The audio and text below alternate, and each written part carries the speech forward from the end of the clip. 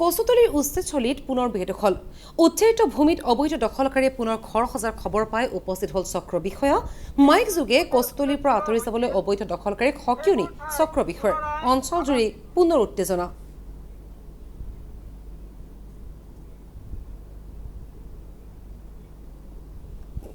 সোণাপুৰ ৰাজহ চক্ৰৰ অন্তৰ্গত কচুতলী পথৰ ৰাজহ গাঁৱৰ যিসমূহ ঠাইত কেইদিনমান পূৰ্বে উচ্ছেদ চলোৱা হৈছিল সেইবোৰ ঠাইত পুনৰাই আৱাসগৃহ অথবা টেণ্ট ইত্যাদি নিৰ্মাণ নকৰিবলৈ সমূহ ৰাইজক জনোৱা হ'ল। অন্যথা গৃহ টেণ্ট ইত্যাদি নতুনকৈ নিৰ্মাণ কৰা ব্যক্তিসকলৰ বিৰুদ্ধে আইনী ব্যৱস্থা লোৱা হ'ব। লগতে উচ্ছেদিত অঞ্চলৰ পৰা সেইসমূহ ব্যক্তিক আঁতৰি যাবলৈ নিৰ্দেশ দিয়া হ'ল। সোণাপুৰ ৰাজহ চক্ৰৰ অন্তৰ্গত কচুতলী পথাৰ গাঁৱত কেইদিনমান পূৰ্বে দ্বিতীয় পৰ্যায়ৰ উচ্ছেদ অভিযান চলোৱা হৈছিলে আৰু উচ্ছেদ অভিযান চলাওঁতে আমি মহামান্য উচ্চ ন্যায়ালয়ৰ যিটো নিৰ্দেশ আছিলে সেইমতে কৰা হৈছিলে।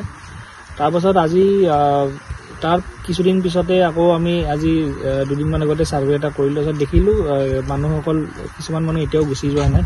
তেখেতসকলে আকৌ সেই উচ্ছেদিত জেগাতে টেণ্ট বা আৱাসগৃহ ইত্যাদি নতুনকৈ নিৰ্মাণ কৰিবলৈ আৰম্ভ কৰিছে।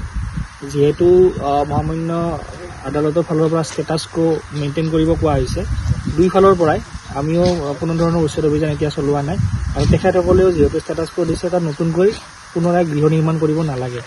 গতিকে আজি আমি তেখেতসকলক এটা ঘোষণাৰ জৰিয়তে তেখেতসকলক আমি আজি এটা বাৰ্তা দিব বিচাৰিছোঁ, যিসকলে নতুনকৈ আৱাসগৃহ বা টেণ্ট ইত্যাদি নিৰ্মাণ কৰিছে তেখেতসকলে যাতে সেইবিলাক নকৰে আৰু নতুনকৈ নিৰ্মাণ কৰি লোৱা টেণ্টবিলাক যাতে আঁতৰাই লৈ যায়, অন্যথা তেখেতসকলৰ বিৰুদ্ধে আইনী ব্যৱস্থাও লোৱা হ'ব।